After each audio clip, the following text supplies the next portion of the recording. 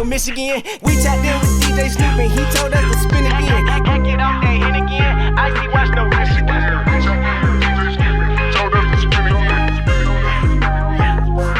Live from the backyard.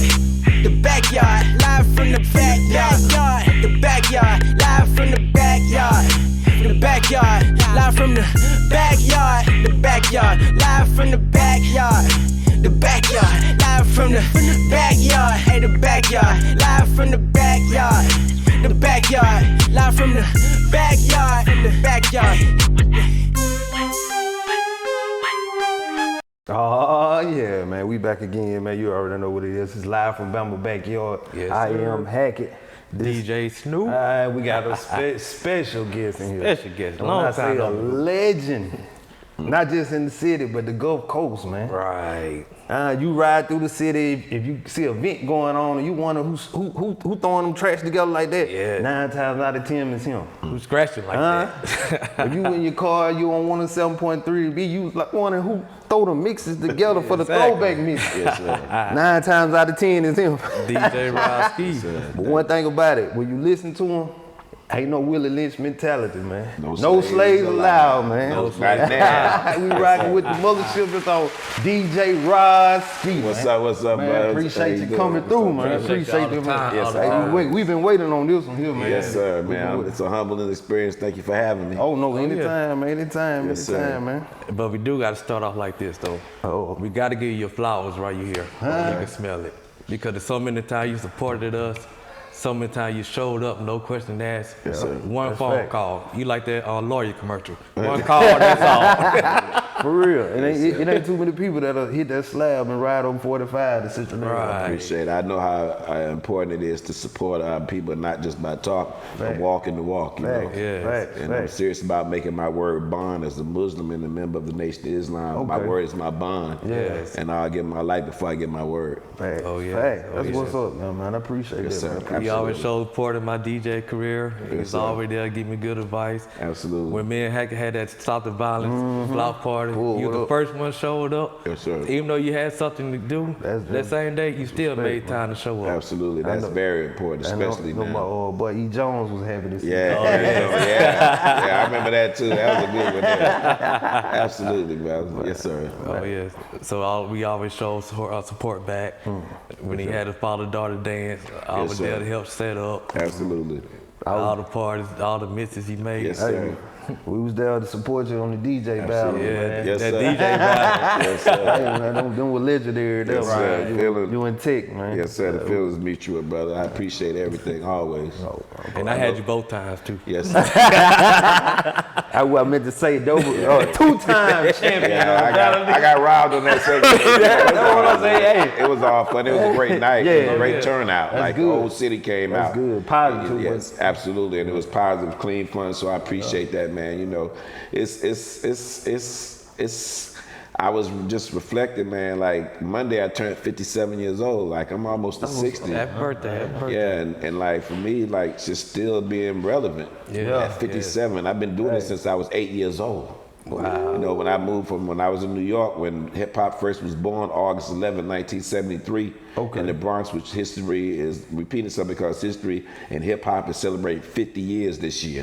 Yes, yes. When they said it wasn't gonna be what it was, it's bigger than life now. It's one of the #1 intellectual properties it is in the United States. Exports is the #1 is hip hop music. It incorporates the fashion, the culture, everything, politics. It incorporates everything, and they thought it was just gonna be a run in the mill when it first came out. Yeah. Right. You know, a lot of people don't realize that hip hop started in the Bronx, man, in Bronx, New York, and it started from poor people that were living in the projects in these slum lords. They used to have these big projects. They started burning the projects down, burning these housing areas down to get their insurance money.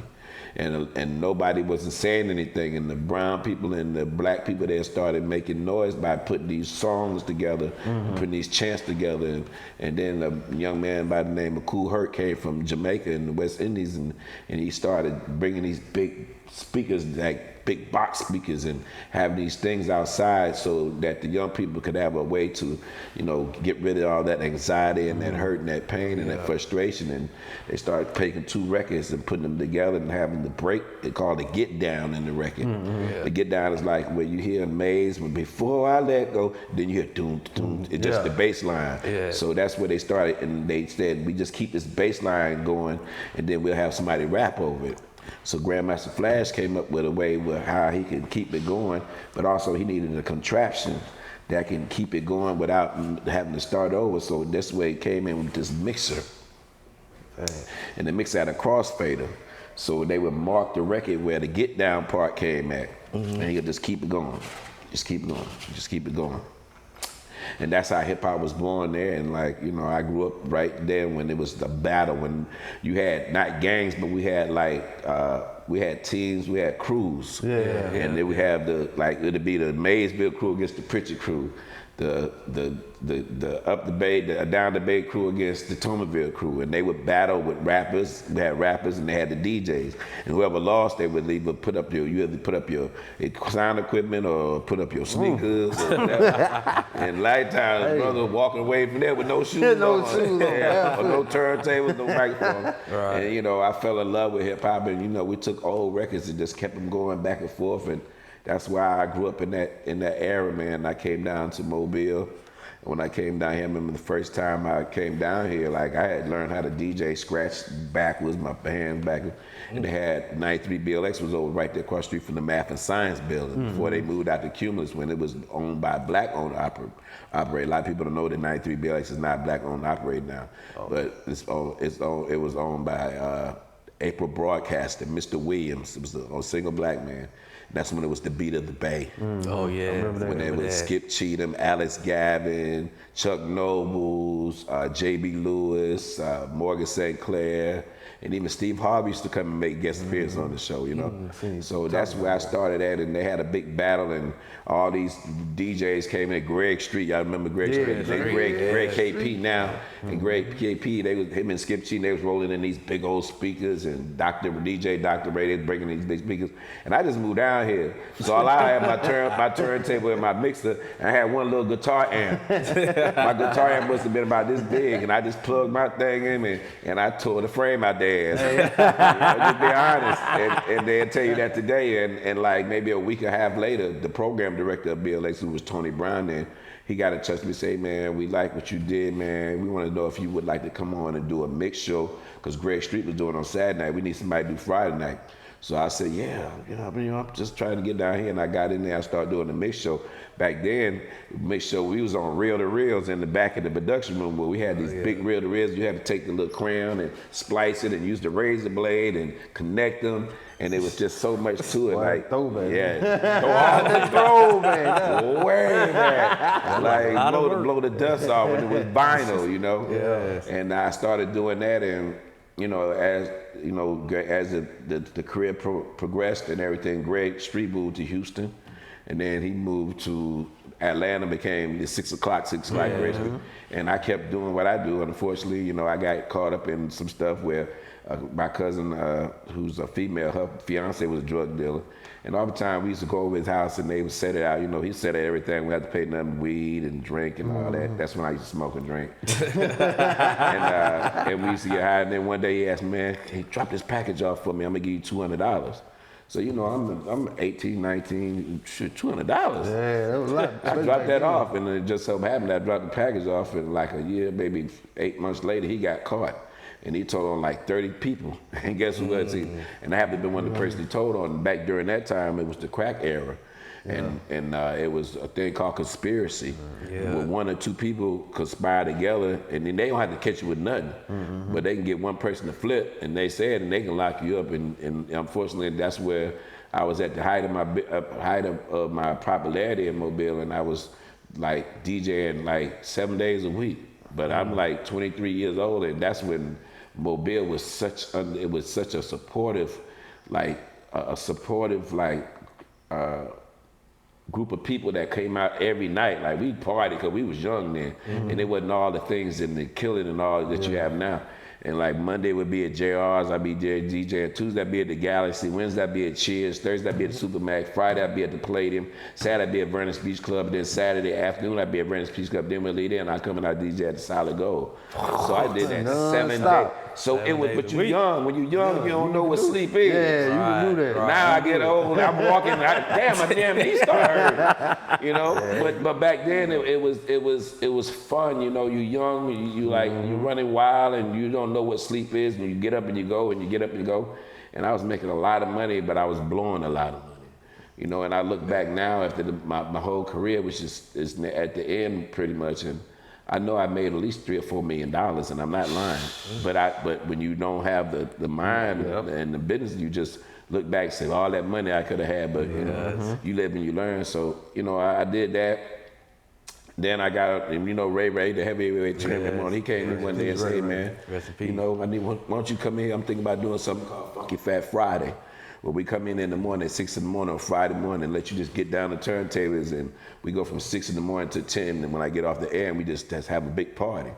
And we started doing that, me and him and a brother named Joe Nathan, and that became like just, I never knew what it and how it affected the whole city, but that was one of the main fixtures in the Mobile that was a staple. That became an institution, was Funky Fat Friday. That made people's day. That made people want to go out and have a good time. And it was like that, you know. And during that time, I wasn't on the air. I wasn't on the air as far as on the air with my own show. And Miranda Rubin, who was the program director at BLX at that time, she said, well, you know, we got an overnight slot. And, you know, I was like, overnight? She said, you can come in Monday through Thursday. And I was like, oh, okay. So when I get off at the club, I just leave at 11 and then come in here and be in all night. So she said, yeah, you can do whatever you want to do. Just give me your features, whatever you want to do, and do it. So it took me a couple of weeks, and I came up with a thing called lockdown shout-outs. And lockdown shout-outs was the opportunity when people were locked up. You know, the only thing you have in there is your earphones. And people are able to listen to the radio. That keeps you that connection to the streets. That's what's up. Yeah, and I would give people an opportunity to call in. Like, you'll be here, you'll be on the street, and you'll call and say, I want to give a shout out to my cousin up in Atmore, man, Lorenzo, man, we come up there to see you, we miss you, we love you. And that gave people that were locked up hope. Because I did them 7 years, and the greatest thing that you want to hear is mail time, that you got some mail or hear your voice, somebody saying it outside of the prison walls. So that became huge. Another thing I did was successful. What I did a thing called Homegrown. And Homegrown, what I did, with the lockdown shows from 12 to 1, from 1 to 2, the Homegrown was I played all local stuff from Alabama, Mississippi, and Florida. And they were able to listen because that's the expansion that the BLX reached. In all 3 cities. You can hear Pensacola, you can hear Moss Point, and you can hear in Mobile, and a little bit up near Montgomery, going up to Montgomery a little bit. Yes. And that became like huge and bigger than I thought it would become, because, you know, I had the whole city when I gave these artists that are local and that never have an opportunity to get people to hear their music. You got 300,000 and 400,000 people hearing your music at one time. And that grew up, so blew up. And then from 2 o'clock to 3 o'clock, I did my little quiet storm where I was playing all the, you know, the baby making music. and I had a great run, man. I had a great run for 5 years, you know. And then, unfortunately, Ray passed, and that was devastating for the city. Oh, yeah. You know, rest in power to Ray Russell. And, you know, I never thought that, you know, a person could affect the city so much like it affected him. He was such a staple in the institution. He taught me so much, and he cared about the community. And when he died, I think a lot of the city died with that, because we ain't been right since then. Nope. You know, all we hear now is killing and just, you know, no support for different things that happen.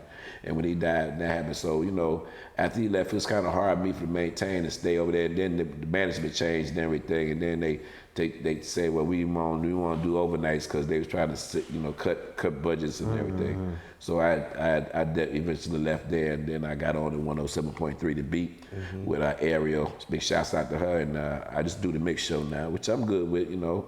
It still keeps my name out there, keeps me relevant, you know, and and I just I love music, you know. I love the music today, but I even love even more this music back in the day, the 80s, 90s, the early 2000s.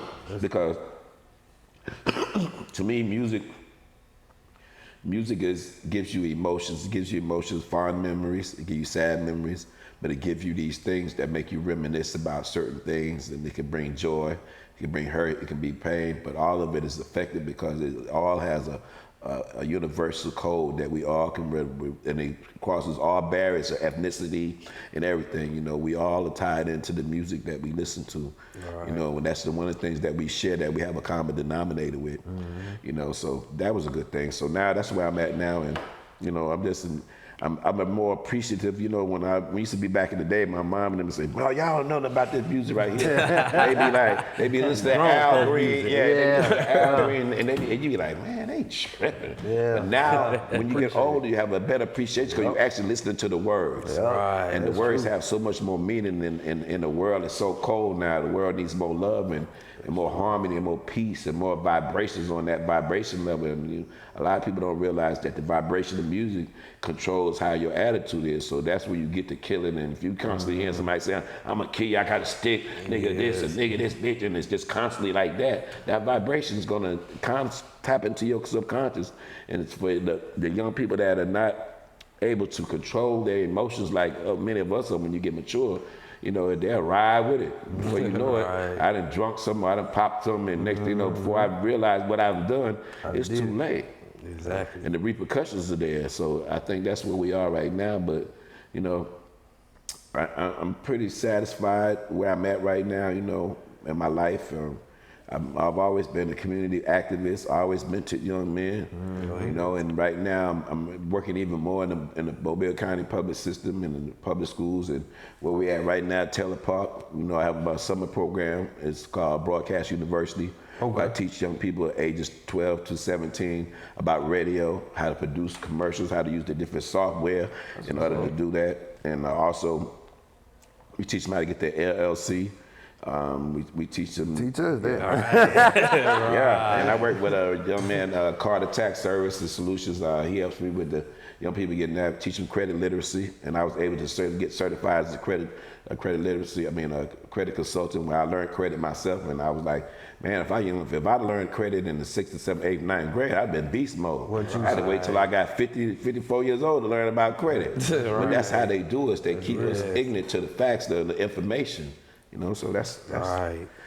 I'm in a good place in my life, man, and I'm just thankful to still be here because a lot of people I know are not even here anymore, and we losing people every day. Every day. Every day somebody's leaving here either by death or by circumstances that are not caused by them or just by pure ignorance. Yeah.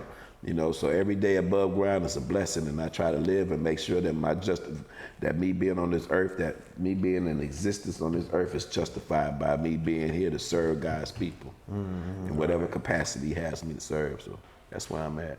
That's what's up, man. That's a lot, man. That's a lot. Yeah, man.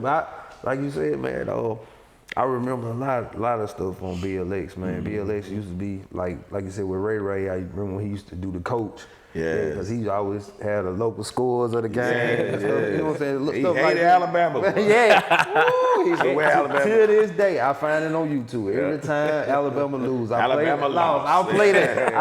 I was happy when somebody put it on YouTube because that's gonna always be one of my favorite things. Yes, sir. I love it. I was right along with him. Yeah. Coach,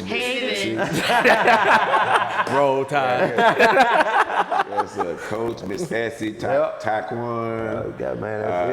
He has so many different characters. He's so talented, man. I remember seeing him on BET. Yeah. With Snapping.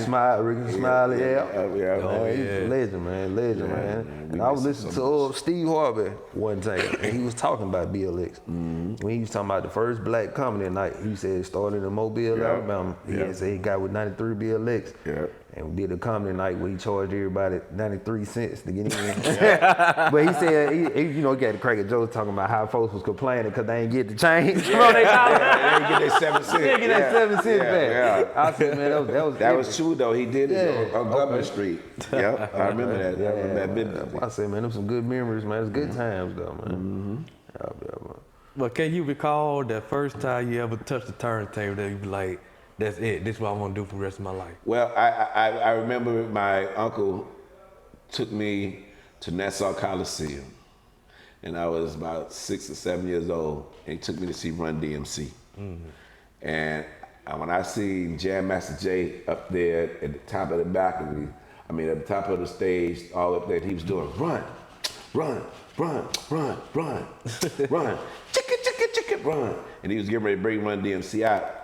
And when I seen that, we all have that moment in our life, whether it's that, whether it's watching somebody play football, whether see somebody shoot that basketball, you're like, oh, that's what I want to be. That's what I want to be. Right. And from that day on, when I seen Jam Master Jay up there and I seen him do it, I was like, that's me. That's what I want to do. And from that day on, it was just like, I don't know, I was so determined. Nothing would stop me from selling newspapers to try to get my first turntable, to wearing my mama ass out just every time. What you want for Christmas? I want a mixer. What you want? I want a turntable. I need some records. And I was determined, and God blessed me. I can't thank God enough. God always makes room for your gift. Whatever He anoints you with, and it's like everybody's not able. When I hear music, I automatically know what I want to mix with it, and it just came to me. Like even now, when I DJ now, like some people like be looking around, I see the crowd, I'm looking, it just comes to me. What song? What's next? And like a lot of people think that it's easy. A lot of people think it's so easy to DJ, but they don't understand what you get behind them records. And when you get behind that apparatus that we call a controller turntables, you watching the crowd, your mind has to be thinking 3-4 records ahead of time. Because I got to be thinking what I'm going to mix next, or what I'm going to do. It ain't up but 9 o'clock, so I'm going to keep this vibe going. Yeah. But it look easy until you get behind there and that pressure get on you. That's true. That's true. I tried to DJ one time and I said, nah, it's too much pressure for me. I can't do it. Especially you got a mixed crowd. Hold at the same time. Old and young, exactly. You got to be able to please everybody, Yes. But it's the time now, like, it's funny because I was just, I'm always constantly reflecting. Even now when you get older, you reflect on everything that you come across. And we got like 1 million DJs now. Everybody want to DJ, but everybody can't DJ. And they think that it's so easy and they just hit a drop and bring in their favorite record. And a lot of DJs have, unfortunately, they haven't learned to master reading your crowd. They DJ with their head down. This is what I like to hear. Yeah. And oftentimes them be the people that don't get no gigs. It's true. So when you able to watch and read your crowd, like if I got crowd that's 40 and old, I'm not finna see and play no NBA Youngboy.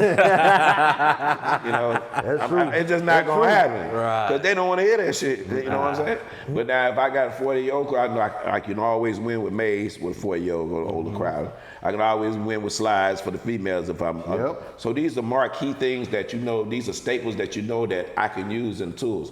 Now if I'm at a high school or something and I know NBA Young, but I also know that I can tap into some of the stuff that they grew up in because in their household they heard, it's driving me out of my mind. Or they get a Tootsie Roll or the Apache, so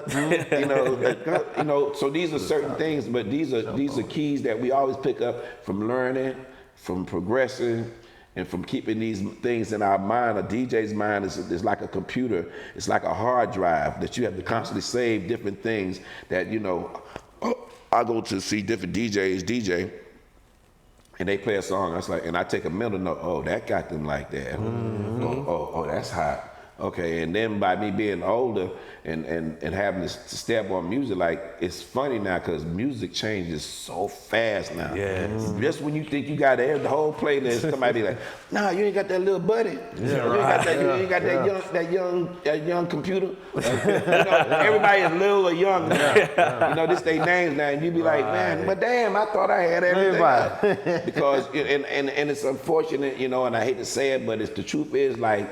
Real music is timeless. Yes. And unfortunately, like the music that comes out today, you hear today and gone tomorrow because it's constantly evolving.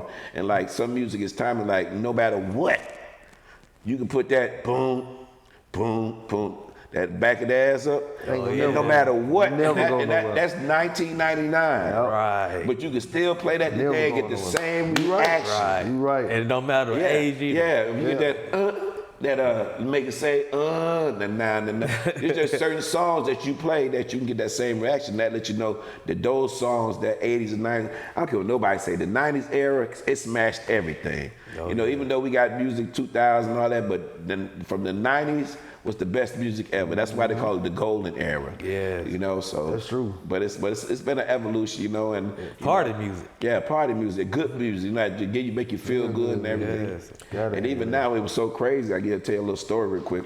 When I first came down from New York, so you know, New York, we had the hip hop, and you know, what up, kid? What up, son? When I first got down here, they was on "Don't Stop, Pop That Coochie." They was on Luke hard. I'm talking about dad. I'm talking about drop that, drop, and round and work that and scrub it around. Yeah. And I got down like, what the hell is this thing? I don't know about this shit. What the fuck? Yeah. But then you know, I went to WGOK. And I talked to Mad Hatter in the morning. His name, Mad Hatter in the morning. His Man in the Morning Time. He used to have this show on AM 900 GOK. It was Mad in the Morning Time. He used to have this thing where he had a whipping. Get up out that bed. Get up out that bed. And he used to play all this booty shit. So I went to him and I was like, you know, they told me I need to come see you about getting some records. Come on in here, young blood. And I was right down there on Pecan Street, down off the avenue where the GOK used to be all the way down at the end before they moved with Cumulus. And I went in there and he had all these Uncle Luke, he just started giving me this you need to play this, you need to play this. Boom, I got your girlfriend, you need to play this Poison Ivy, you need to play that, Give It All You Got. He just started he gave me about 35, 36 records and he charged me $5 for each record. And I'm looking at the record and say promotional use only. You know, but it was the hustle though. It was the hustle though. And you could recognize that it was the hustle, man. And I had to respect the hustle. But when he gave me those records, I took them home and I listened to it, and all of them had that same boom, boom, boom, boom, boom. And so it was easy for me to catch on because a DJ, you always listen to the counts. The 2, 3, 4, 2, 3, 4. That's how you bring it in your next mix. Right. So it took me about 3 weeks to a month to master those. And once I got that, it's on the pot. It was over with. It was over with. It was literally over with. Like I ran, and I'm not saying this to be arrogant, but Mobile was my city. Like you couldn't come in here.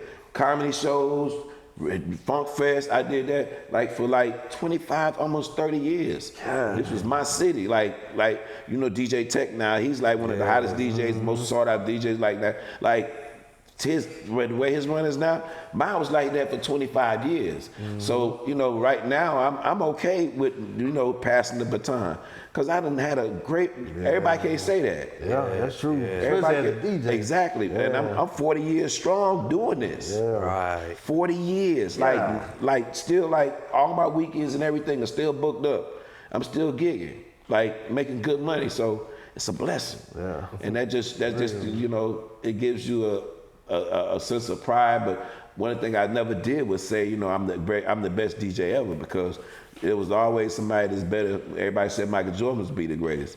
Everybody said this was somebody, Muhammad Ali was gonna be the greatest. Here came Mike Tyson. So I'll never say that, because you can never be the greatest, because God is always perfecting his man or his woman in order to be the best. And once you go down, it's another one coming up. Right. You know, so I always let the people speak for me. Yeah. The people say who you are. The people give you the iconic or the legend thing. I don't ever say it. I don't have to say it. I let my work speak for myself. But if anything, I want my work to be able to be said, and when I'm gone, dead and gone, is that he helped his people. More important than just being the best DJ, I want to be able to change the people, the environment. You can't save everybody, because everybody don't want to be saved. That's right. But the people that I come in contact with on a daily basis, I want to be able to make a significant change in their life to help them to be better. You know, because I'm constantly evolving to be better. Even at 57, I'm still striving. I haven't got there. The light went off, but I'm still constantly, it's a battle with us. When you get older, man, you know, you get set in your ways sometimes.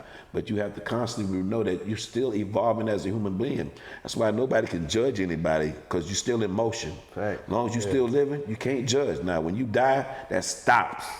inertia that stops everything. Now I can judge what you were between the time and then the time in the beginning and end. But as long as you still living, can't nobody judge you because you still evolving. You going up or you going down, but you still moving. So everything's still in motion. Thanks.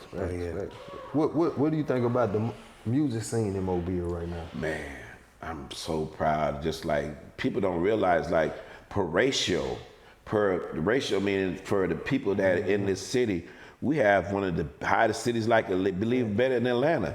We have No Cap, we got Rylan Rodriguez, we got Young Blue, we got Flo Milli, we got OMB Peasy, we got it's about 2 other ones. He was just at Sideways, one of them. Big Yayo. Yeah. And we have some other people. So, I mean, they national. They ain't staying in Mobile no more. I don't blame them because you know how Mobile is. You can't stay here because once you blow up, you gotta get the hell away because these crab in the buckets there. But and then you have some that's up and coming. I just hope that we can get more diversity. I hope that we can get some polarity. Polarity is like for every yin, it's a yang. For every hot, it's a cold. For every dark, it's a light. So as far as the rap, I think Young Blue does an excellent job at that. Amazing. Because his music is catered toward females. Yep. He ain't talking about no killing. He's talking about I'm loving you. I'm trying to tell you, I'm you to the bad, and he's super smart. And he just signed my man, the country singer brother. I just seen it. Yeah, he just signed him. So he's making major moves. I talk to him sometimes. He got his head on right, and I just think that he's gonna have longevity. He got it. Then he just opened up a studio? Yeah, Moonlight. Moon Boy. Yeah, Moon Boy, where he's featuring artists like a school. Yeah. Okay. See, that's major there, man. Absolutely. That's so he's giving back, man. So but I'm really excited about where Mobile is going. I know that I just will hope that the artists that blew up, that they'll always feel the need to reach back and to give back to the community and to give back where not just in monetary but give back in your time. Let these young people see. I was where you at. I'm struggling. I was down in the projects down in Baltimore, but I made it out. Same with the athletes that are here. We got some athletes that are in the professional, in the football league. So I'm just, And that it's always good to see them actually come back, not just send people to do, like if they do give out, be down there and hand them out so they can see. Yeah, not just turkeys on Sunday, but actually spend some time with them. It don't have to be all your time, because we know you're busy, but just let the people be able to see you and see that, somebody that looks like me is being successful, and what was your world, your direction, and drop some of those nuggets on these young people that can give them hope and things like that. Because one of the things that I try to break the narrative about, especially in my summer camp, is that when I tell young people, we mess up when we tell our young people, the first thing we tell them is go to college, get a good education so you can get a good what? Job. No. I tell them go to college, get a good education so you can create your own job. Right. We have to, because we can't rely on our oppressor. We can't rely on these people that's been keeping us down, not giving us the lack of information to actually give us information. Now you see, and even in schools now, they try to take out the history. They try to take out our history because the history is condemning them. Everything you did us, we didn't just get here by on our own. We're not playing catch up because of us. We playing catch up because you all enacted in the government a thing called the Homestead Act that gave away land to white people. Then and it's not being prejudiced or racist, but these are facts. So when black people feel like, I'm in the ghetto, or they feel like, why we always struggling? We ain't struggling like that. We ain't struggling. It ain't happen like that overnight. It didn't happen like that for us naturally, because everybody came to us. When we were in Africa, for the Greeks, the Romans, everybody came to us to learn about the science, about math, about taking baths 3 times a week, about the stars and the stripes, about just everything. They came to us. We were the architects of everything, and then now it's the flip the script where we looking like we don't know shit. Like we dummies, like we ignorant, but they don't know that when you take a people from out of their natural habitat and put them over here and you strip them of the knowledge of who they are, their tongue, their culture, their language, and their God, and then you don't give them the opportunity to learn, and the process starts for over 40 years, then you send them out and say, okay, y'all free now. What you think gonna happen? And if you tell us you're gonna give us 40 acres a mule, we ain't never even get the 40 acres in a mule. So you just send them out, and with no education, you kept us from learning. So now we playing catch up, but now it's time that you're seeing that it's a big talk about reparations now, because you owe us. Yeah. You owe us for stealing us and bringing us over here and doing everything that you could do, and they still try to figure out how are these niggas still alive. We done put drugs in there, we done put A's in there, we done put crack in there, we done put Jim Crow, we done did Reconstruction, we done did lynching, and these niggas is still here. Because we God's people. Exactly. See, I mean, we God's people, and they can't get about it. And it's at the point now where, you know, it's slowly the power, you know. If I had 400 years to get some people to work for me without paying them, I shouldn't be 13, 14 trillion dollars in deficit right now. Thanks. And have a ceiling where I'm trying to borrow $2 more trillion. Something's wrong. So apparently you not as smart as you think you are. Right. You know what I'm saying? Because if you were that smart, then you wouldn't be in the trouble. But that's God, man.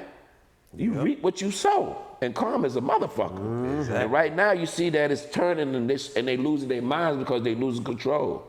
Because everything is going down. That's why this world is rapidly speeding up. And the more you see, and the more hurt, and the more killing, and you seeing that something's going to happen because it's just building up.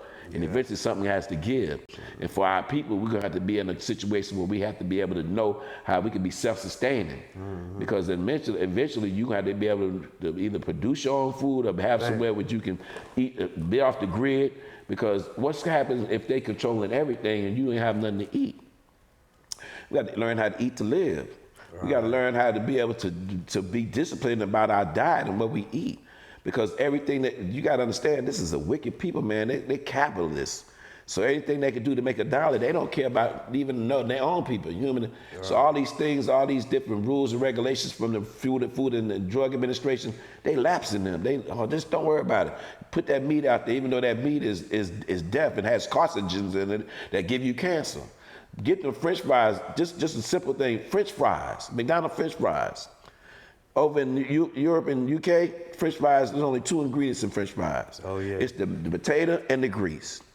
In the United States, McDonald's French fries have over 13, almost 16 different ingredients in it. Yeah, they give you a French fry, they give you the ingredient and the chemical ingredient in the French fry to keep it look good, make it taste good, make it last long, make it do this, so all these things, and the meat that you're getting, it ain't even, they tan it. The steak that you see that looks so pretty and everything, and it's glued together. I mean, it's just so much stuff, man. That's why all the people, we're dying every day from health. That's why when the COVID came, a lot of our people died because we had pre-existing conditions because of our diet, how we eat. We don't eat to live, we live to eat.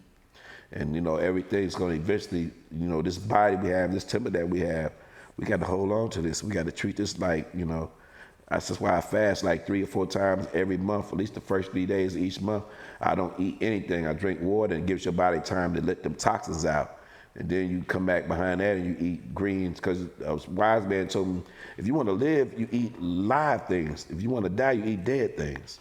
And that sounds so, man, damn, that make a lot of damn sense. So if I eat live things, plants, fruits, vegetables, I will live. But if I eat dead things, cows, even fish sometimes, pork, these are dead things. When you kill something, the first thing that sets in is rigor mortis. So it messes the meat up. But they got to shoot these beasts with chemicals called nitrates in order to make it look good and everything. But that's what we taking back to our plate and we eat. If you're not growing chickens and stuff for yourself and cutting them yourself, because anytime you, like somebody get ready to shoot you with a gun, your adrenaline's gonna rest, and wherever you get shot, the blood from you is gonna go wherever that is. You get stabbed, everything's rushing there. That's the telepathy that comes from your mind that sends these energy and send these signals to wherever it's hurt to try to compensate for the damage. Well, when an animal dies, it's dying because do you know how they kill it? When they put in the cow, they put the cow in and put his head in there, and then they shoot the head, or they kill the chicken, they cut the head off, and the chicken be running around. That fear, when they smell, because you in the slaughterhouse, you know the animals come in, they smell the death. So they automatically get nervous, and that's messing up the meat already. So when they get in there and get ready to slaughter, it messes the meat up. So we are what we eat. So if we eat meat that they died in fear, then automatically we're gonna be scared too. We're gonna be scared of revolution. We're gonna be scared of change. We're gonna be scared to discipline ourselves, to be better. So we can be better for our families, for our children, for our communities. So these are all kind of things that, you know, you learn and you like, man, it's amazing. All right. You know? Well, you dropping some knowledge on me. You got me thinking over here, man. And there's good thoughts too. You know what I'm saying? Absolutely. Men sharpen men like steel sharpen steel. I've never been nobody can't tell me nothing. I learn from children. Because it's always something to learn. The man that leaves his house seeking knowledge should never come home. Because knowledge is infinite. I'm never coming home when I'm seeking knowledge. Because knowledge is coming from I get knowledge from children. I get knowledge from my oppressor. Most honorable Elijah Muhammad, my teacher teaches us to study the white man. He show you that God is a man. Because he said, I'm going to go to the moon. Now, how am I going to get there? That means I'm going to have to come up with calculations and formulas in order to take this apparatus and fly to the moon. Now, how am I going to do that? And he went there. Even though they got a lot of stuff from us. When we look at the pyramids, each block in the pyramid, if you ever see a pyramid and go be able to be blessed to go see them, the pyramids are huge. They like the battle house, they high as the battle house, even higher than that, and each one of the blocks is like 7 tons. So how has these people made these pyramids and they ain't got no apparatus, no hydraulics, nothing? How did they make that happen? How did they make these big pyramids? The Lion of Judah that sits in the middle of the desert. Of a lion, and the head of a lion. It's huger than this whole building, and it's taller than the battle house down there. But it's about biggest whole building, and it's a lion. How did they do that? And they ain't got none of the stuff we had. So you got to ask yourself. I always wondered that too. Because when our people were so smart that when this ruler came to rule this earth, which is the Caucasian, they buried all that stuff up under the dirt. They buried all that stuff under the water, so they couldn't use what we use. It gets deep, bro. They buried all that, so now they trying to figure out. You ask them, you ask any genius or any professor, well, how did they build it? They can't tell you, because we buried everything. So this civilization now can't use it, but this civilization is on the way out. Yeah. So everything that's happening now is on the way out. They can't sustain it anymore. So we have to be aware of what's going on, and we have to be ready to teach our people and teach our children how to be able to maintain in order to live. Because the more time goes on, the more drastic and the more things don't happen. You read the Bible, if you read the Bible in 1 Timothy, it tells you everything. It said men become lovers of each other, have a form of godliness, but denying its power. There'll be rumors of earthquakes, and then it's the earthquakes and typhoons, and men they would want to be with each other, and women would be wanting. Everything you see is happening right now. Right. It's in real time, bro. Yeah. So if you see it, but a lot of us are not conscious of that because you know religion has become a hustle. So we can't mix religion with spirituality. You know, we can't do that because religion is we got these pulpit pimps. You know, just call it 100, and they manipulate our people. Yeah. You know, just think about if you were a slave, if you were back in slavery, and they tell you when you back in slavery that don't worry about me beating you every day, because when you die, guess where you going? You're going up to heaven in the sky. So don't worry about all the shit I'm taking you through now, about me raping your woman, about me raping your children, about me molesting your men, about me to strip you of the knowledge of who you are. Don't worry about that, because as long as you do right and do good and still think, and love your enemies, you're going to be up in the sky. So a slave, if he catching hell every day, and he like, man, it's got to be something better. I know, imagine the first thing he's going to think, well, at least I'll be able to go to heaven. And our people are so infatuated with Jesus because when the colonizers first came to Africa, they came with the religion, they came with the Bible, they came with the cross. And then when they got on the boat and they had our first ship and they were sending us back over, they took the straw cross down and put the skull and the bones up. But the first ship was called Jesus. That landed in Jamestown, Virginia in 1492 was called Jesus. And when our people got off that boat and they seen that boat going back to get some more, they just said, Jesus, I want to go back home. So that's why our infatuation is so big about Jesus. I don't want to get into religion, but that's why we are so Jesus. But God is the creator. But we say Jesus more, we say God, the creator. Right. And that's why our power lies, and it's in us. So they got us looking up in the sky, but we won't tap into that God in us, because they said the kingdom of heaven is within you. That's what Jesus said. Jesus said when he said, they'd ask Master, how do we pray? He said, pray on this wise. Our Father, not me, the Father, our Father who art in heaven, hallowed thy name, not my name, thy kingdom come, not my kingdom come. So but Jesus had the participity, and he had the whole thing that when you tap into that perfect union and think like God, then you have that power. Because he said, ye are all gods, the children of the Most High God. We are here to rule. It tell you in Genesis, God gave us dominion over everything. How can you not deny that? But Jesus was the closest one to tap into that God. So when he tapped into that, he was able to use everything he had and manifest it in the perfect union, which gave him power. But we can't tap in ours because we like this. Everybody's pulling us to different efforts. Everything, all these suggestions, all this TV, all this stuff. We never have a time to just get in a corner, get somewhere quiet, and just tap into our own God fear, because we got God in us. And we can change our reality overnight. They said that the unity for black people is more powerful than an atomic bomb. Yep. That's the only thing stopping us. Yep. If we would unify, it'd be over with, shut this bitch down. And that's what they're afraid of, if black folks ever do come together. Yeah, and that's the thing, and eventually we're gonna be forced to, because these wreaking hell on us. This enemy is wreaking. He gonna beat us until we be like, you know what? Damn this, I'm tired. And that's what we get. We get to the point now. That's why That's why TikTok. Man, TikTok has become so revolutionary, because that's why they want to get rid of TikTok, because black people learning so much on TikTok. Like, what? I ain't know that. What? I ain't know that. So they like, oh no, we gotta get these niggas. Can't let them niggas get on that TikTok. It's a lot of people be on there speaking truth. And like I said, I be gaining a lot of knowledge. Absolutely. Like, that's why they try to keep us from that. Yeah, that's crazy. Yeah, so I'm just like, every day I try to just empty anything. If I come in touch with brothers, anybody, I try to empty everything I got out there. So, not for you to believe everything, because I want you to go to do your own research. Yeah. But we have to start thinking on another level, because this shit is getting real. Right. It's getting real. Like, every day you see it, like, so we have to be prepared. But yeah, man, I'm just like, I'm so honored to be here with you brothers, because I'm with some people that, I know your hearts. Oh, yeah. I know your hearts are good, because, I don't deal with everybody, and I just appreciate being here. I'm humbled always, and that's it for me. I mean, I know we done went way off. Hey man, that's what we here. We just here to talk, man. A lot of people get on here. That's what they have some stuff on their chest. They just want to say, man. We don't. This platform, we just let you do what you want.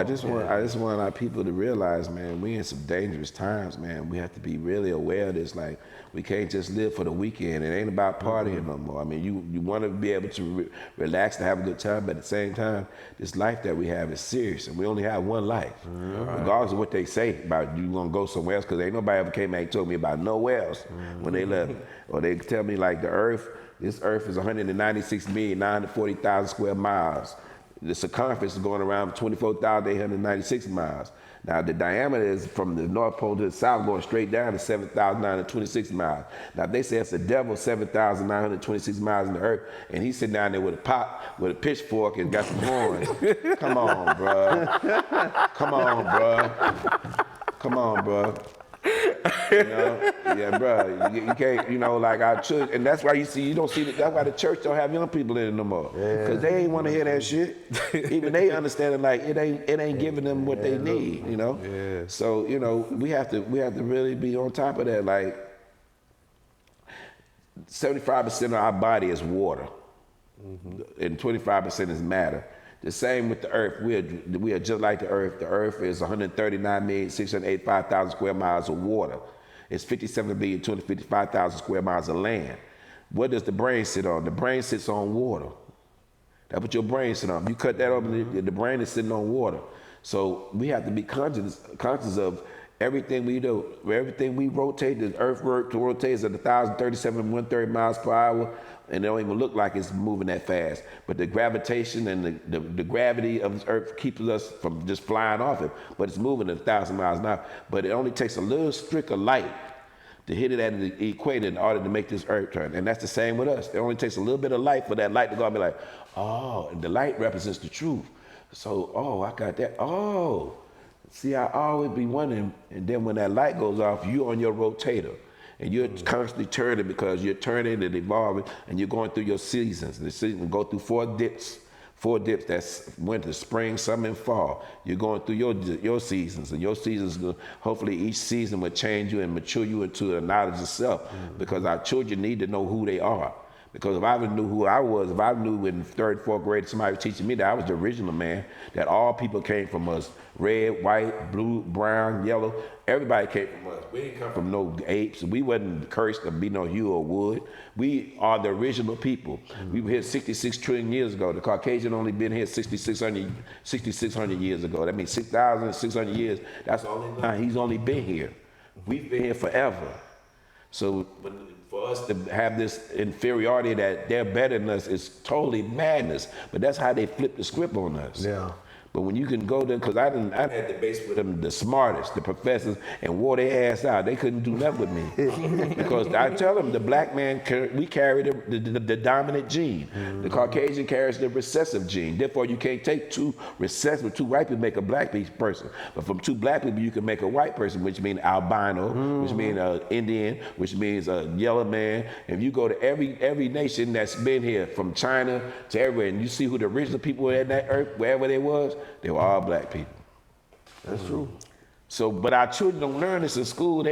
All we learn about is George Washington, and he was the president, and all these things that we learn in school is indoctrinate us with white supremacy, where all we learn about how great white people were. Yeah. They done just whitewashed everything. Yeah. They ain't tell you that George Washington was a slave owner, and his teeth was so fucked up that he had to pull the teeth out of a slave and try to put them in his wooden teeth and all that. They ain't tell you that Abraham didn't really want to free the slaves. That he said it was up to him that he would always keep the white man ahead of the black man and keep us up under his foot. So they don't tell us all that. They just tell us the great thing, but they were pedophiles, they were slave owners, they was everything that you thought that they wasn't, they was. Yeah. But you know, that's why it's good to educate your kids outside the school. Exactly. Yes. That's what I try to do. And that's why, and that's why they try to keep critical theory out of critical theory, so-called. They want to eliminate everything. Now they want to give you everything about Chinese people, Mexican people, but they want to take out Black history. What kind? That shit crazy. What kind of shit did that? I just think about that, man. Right. You want to give us about Asian people. They want to indoctrinate you with Spanish people. They want to indoctrinate about European, but they don't want to give you nothing about Black history. Well, we built this. So that's letting you know who we are, man. Oh, yes. Yeah, man. Crazy.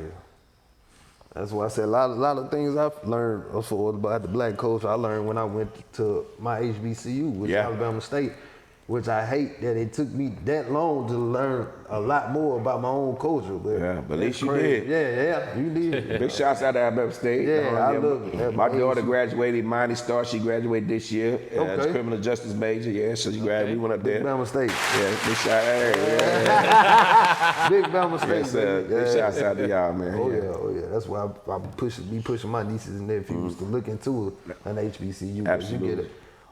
To be your better knowledge. Yeah, absolutely. More knowledge about self, absolutely. The better than PWI. Yeah, it prepare you more too. Yeah, they don't want us nothing than PWI just to be on their football team or their basketball team. That's the only way you get some respect there, but anything else, they wouldn't want us there. Yeah. Right. You ain't doing that good, they don't even care about you no more. Exactly. So what kind of events you got? You got anything coming up? But this week, we doing the wine and the Toast of the Bay Wine Festival in Pensacola. Okay. it's a big festival over there. It's going on this Saturday, and then we're doing the Juneteenth thing this Saturday. And then me and Dirty Dan, we got Opportunities for Entertainers, which is a nonprofit. We went to all the schools this whole year. We went to all the high schools, Baker, Williamson, LaFleur, Viger. We went to all these high schools. We had this Opportunities Day where we teamed up with Mobile County Health Department, and we would go in and have an Opportunities Day, a mental health and educational fair, where we would go in early in the morning about 7:45 and go in their gym, and we set up all these vendors around the gym floor, from Lifeline to Drug Education Council to social services to just all these different resources that we have in our community that young people don't know that is there for them. And we would set this up, and then they would send in, each class would come in, the seniors, the juniors, and they would go to each table and ask the vendors, like, what do you do? What service do you provide? And what we would do until we would pull one of them to the side and we'd say, hey, what did you learn at the table? And if you learned some of the table, then they was correct, then we gave them Walmart gift cards, Chick-fil-A gift cards. That's what's up. So that kept them engaged and kept them, you know. So we did that all this year, and then we have the finale coming up. I think it's coming up June. We're gonna be at Lab People Stadium. We got a young blues artist who's coming. I forgot his brother's name. He's a country artist, but he's coming in. The young blues coming in, and it's a finale where we're gonna have everybody. What we did, we had a talent show at each school, and the winner of each talent show was gonna be able to perform at the end of this year. Amazing, that's what's up. Yeah, and we're gonna give the winners monetary scholarships for them. Okay. Yeah. And that's, I like that. So the end of the year bash is Saturday, June the 10th, and it's gonna be at Lab People Stadium. It's gonna be from 11 to 3 o'clock. Like I said, we got parents coming out because we want the parents to know, you know, a lot of time when we did it at the school, the parents were able to come out and know all the resources for them. But now the parents coming out, so we have all these resource vendors there. We have a big end of the year, all the talent, the people who won the talent shows going to perform. And we got some other stuff that's going on there, and you know, we're looking forward to next year. This was our pilot program, so this year, we really finance it ourselves, but next year we're gonna have a lot of more help, so that's something we're looking forward to. And then the summer camp here, if you have any children out there, young people, if you have the ages between 12 and 17, and they struggling, all my single moms out there, you have some young people that's struggling, some young men that need some structure, send them to me. Okay. Send them to here, to Taylor Park. It's free. You come from 8:30 in the morning to 5 in the evening. We feed them breakfast and we feed them lunch. There will be an $85 charge, that's for their field trips, but the program is free. The $85 just covers all the field trips, because last year we went to the Justice Initiative in Montgomery, and that was really like eye-opening, that for them to see about the slavery and see all the different things that have happened in our plight and our sojourn here in America. And then we went to we went skating, we went bowling. We just did all kind of different stuff, and that covers that. But you know, if you got young people sitting over Taylor Park, you can go online, or you can just get with me, inbox me, and you can get the form, fill out the form. It starts June the 5th. We go from June the 5th to July 29th. So let me know. Like I said, we feed them breakfast, we feed them lunch, and you just drop them off at 8:30 and come get them at 5. And we just do it like that, and I promise they're gonna be way better than they were when we're gonna teach them. They're gonna learn. They're gonna first learn about who they are. Yeah. Right. Secondly, they're gonna learn about having a business mind. Third thing, they're gonna learn how to control and understand their feelings and emotions and peer pressure. And then mental health is really important that we do try to establish for them too. So that's what's up, man. That's what's up. And you got that coming up. You got the DJ summer program coming up. Yeah, that's what I'm talking about. It's Broadcast University. That's the program that I'm talking about here. It encompasses all that. In the morning when they come in, they eat breakfast. We do a how was your day? We always open up, and every time anything I do, we always open up in prayer. We open in prayer, and then we start learning different things about who they are. And you know, we got merits, we give away gift cards, we do that stuff. So you know, we're gonna show them some things that they can learn, a lot of history and everything. I get them workbooks. Those books over there, those notebooks are from last year, from my class from last year. So, you know, we give them stuff to take home when they finish these things that they can look back through and do references for. Okay, that's amazing, man. Told you, man, I was doing good in the neighborhood. Absolutely. Got to be here, man. We all make a difference, brother. Everybody. Oh, yes.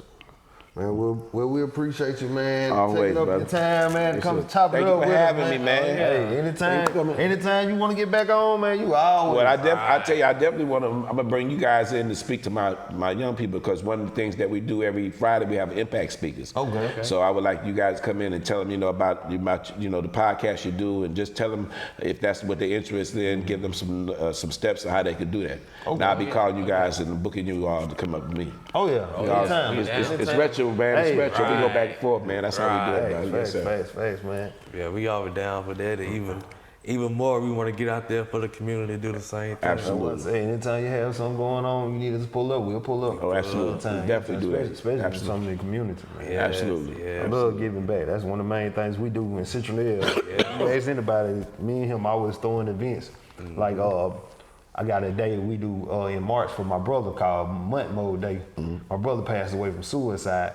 So I'll do an event in the city where the kids, we have basketball tournament, softball tournament, we have free food, we have jumpers for the kids, slides and stuff. It's just a day just to get your mind and just relax. Yes. So We if need you that have for our something going stress. on, you got going on, you just take a mental break and just come out there. We have that's somebody dope. DJ. Snoop used to DJ. Yeah, he done gave it up. He used to be the DJ, but now we have a DJ just playing music all day. And you just bring your lunch here and just. See, that's what I'm talking about. Always giving back, man. Always, man. We need that, man. I appreciate y'all. That's awesome. That's dope. It's a Bama backyard. Oh yeah, Oh, yeah. oh Yes, yeah. sir. Man. We Appreciate you again, man. This live from Bama backyard. We got the OG up in here. Make sure y'all support, man. Make sure y'all support. You know how we do RP month, RP Big Bug, man. Black Lives Matter, ASU, HBCU over everybody. Let's go. Just get this game.